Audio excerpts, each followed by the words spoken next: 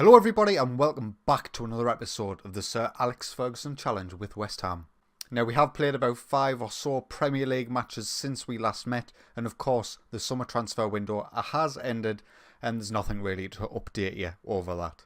So as you can see, the only other signing that wasn't at the club the last time we met was Dani Olmo. He has come into the club for £52 million, bringing our total spend to £192 million, and we've brought in 150. So still only a £40 million net spend, which isn't too bad considering we've been running massive surpluses for the past few seasons. Now, when we last met, it was the 1-0 opening day victory against Cardiff. We followed that up with a 2-1 home defeat against Southampton. Jaramillo got us a goal in the 47th minute to give us the lead, but Yannick Vestergaard and Mohamed El Neni gave 2 goals for Southampton and gave them the 3 points. It was a game of few and far between chances, but this made me panic quite a bit.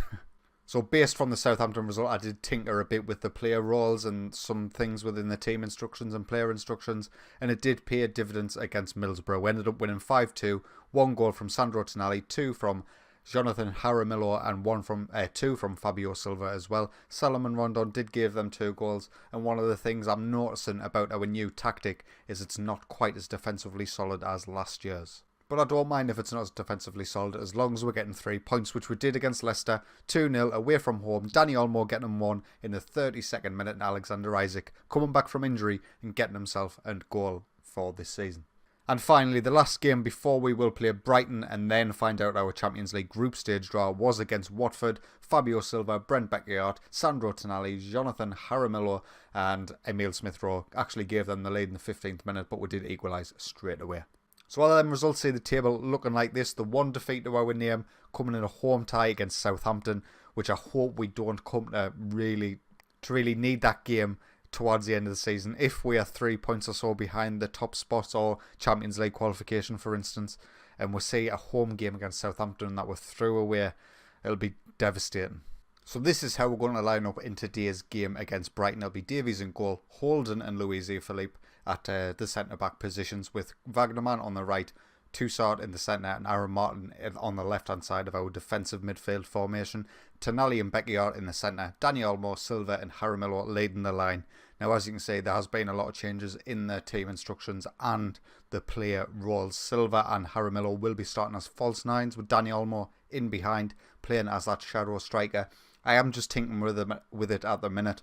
It might not stay that way for too long, but we'll see how it goes anyway. I did want to get more out of our wing backs. I think they might be our creative key going forward, so I've given them some more responsibility going forward by making them complete wing backs. We'll see how that goes in the next few games or so, and hopefully we'll get some good results out of it. And we'll face Brighton, the typical 4-4-2. Adam Lallana in the side. A lot of familiar faces from the Premier League, if not so much Brighton's, but we'll see how it goes today. Hopefully we'll get the 3 points at home as well. I wouldn't mind absolutely smashing these. So we kick off against Brighton. We're shooting from right to left in this first half. Let's hope for a good performance. Highlight now, it's Brighton in possession with Saint-Toussaint. Long through ball for Callum Wilson. He's in behind the defence. Craig Davies does incredibly well to keep us in this match. That's one of the risks I'm playing with the sort of team instructions I'm providing. We're playing in an incredibly high line and trying to find offsides as much as possible. But of course, with a player like Callum Wilson, as we'll go closer, a player like Callum Wilson who does rely on his pace might get in behind the defence every now and then.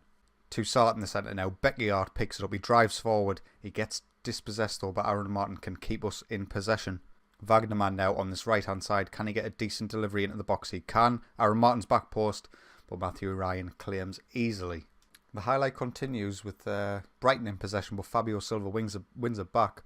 And what a disgusting mistake that was by Godfrey. Dani Olmo's in the box, and Dani Olmo makes him pay. Now this is an absolutely hideous first touch. I don't know what happened there, but Dani Olmo manages to slip in, wins the ball. Excellent finish after driving in the box. His 2nd goal already of the season. This will be his 5th match or so. Obviously, I've been tinkering about with his player role in behind the strikers. He did start off as an advanced playmaker, but we had to make some changes based on how he was performing. And I think he might suit the shadow striker role the best in this system anyway, as I've just had to take off Toussaint because he's got injured. He seems to like to do that, Toussaint. And looking towards the future with this sort of formation, if I should stick with it, I am wanting to eventually migrate that defensive midfielder into a centre-half to make us more defensively stable, as Danny Olmo's through again, nearly gets himself another goal. Looks like Brighton are going to clear. But yeah, by dropping that defensive midfielder back into a centre-back role, I think we will be more defensively stable, and we'll be able to get the centre midfielders more involved in the defensive work. But as things stand, with Lucas Toussaint and Declan Rice in the squad, playing 3 centre-halves with the quality of centre-halves we've got as well, it's just not an option right now. We've got to play the likes of Toussaint because they are so good for us, as Danny Olmo comes down the right-hand side here, gets the ball in the box. Fabio Silva, he's been performing very, very well for me, Fabio Silva, our new £50 million striker, and you would have expected him to put that away. Highlight now, Beckyard coming down the left-hand side. He drives into the box. He tries to find somebody at the back post, but there was nobody there, as Fabio Silva knocks it for Beckyard, and a TM shot, to say the least. Actually, just based on the comment I was talking about the 3 centre-backs, because Toussaint's had to come off and Reece Oxford's come on, I'm going to put him back into the defensive line. And we'll see if that can help us keep our defensive shape, as the changes haven't went through yet, as Callum Wilson takes a strike and it goes over the bar. Yeah, but hopefully dropping Reece Oxford back into that centre-half role will see us maybe be a bit tighter in goal and maybe get us a clean sheet as they hit the bar. Whew.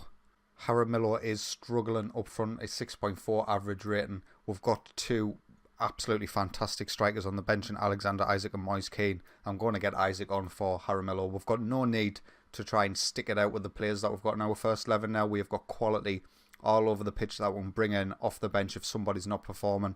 And I will do that throughout the season without a shadow of a doubt. Highlight now, looks like it's going to be a Brighton attack with Duffy down this right hand side. He tries to play it in, falls to Lallana. Decent strike, decent whip on it, but couldn't get it on target. Unlucky, mate. Wagnerman with a throw in this right hand side. It falls to Beckyard in the box and he gets himself a goal. This is the sort of role that Beckyard was made for. He's playing in that Metsola role in the centre of midfield. And he's got Sandro Tonali next to him and Danny Olmo in front of him. And I think he's going to love this role. And obviously he was a £20 million signing in January last season. He didn't really perform at the second half of last season.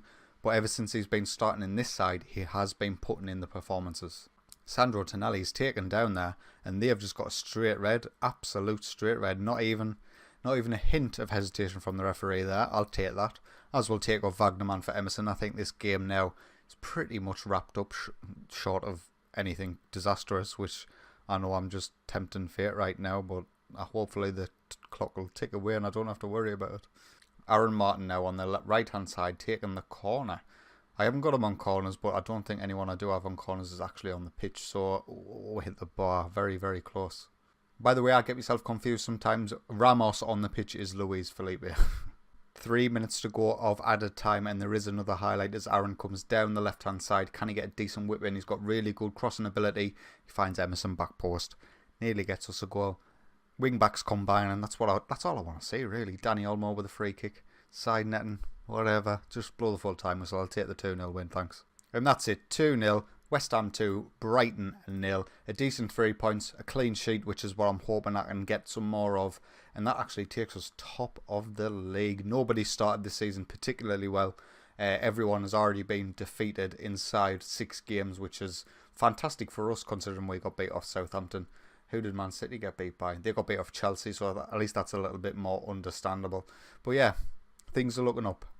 Right, we've got a few days in between now and the Champions League group stage draw, so I'll quickly get to that, and let's see who we get.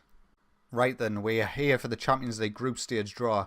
We are seeded in the 3rd pot, which is quite unfortunate. How far are we away from actually getting into that 2nd pot? We're not too far, 83, and we're on 77 this season, so hopefully, if we can have a good competition this season, we should not be in the 3rd pot anymore. But I'll quickly draw the first 2 teams for each group and we'll take a look to see which one I'd like. Group A is a nightmare. I do not want Group A, although we did smash Bayern Munich, I seem to remember, so maybe I'd rather not face Paris Saint-Germain if at all possible.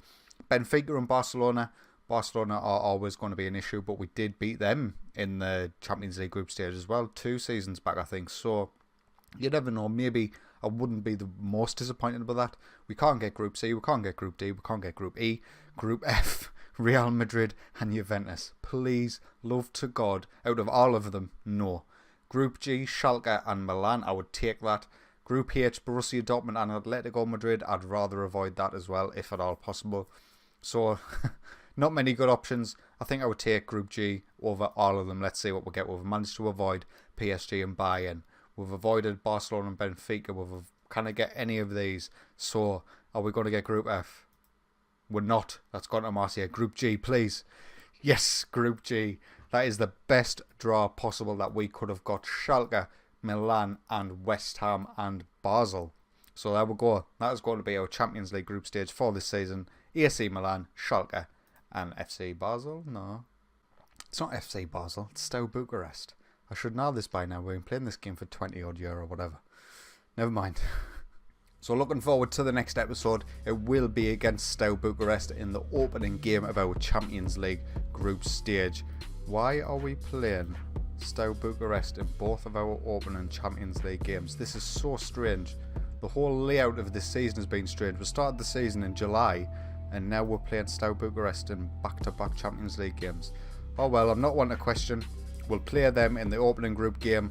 We will then play Milan in October, which will be our second Champions League live com, and then we'll play Schalke in the final one. If you have enjoyed today's video, please consider leaving a like, and if you enjoy my content, consider subscribing. But until next time, take it easy.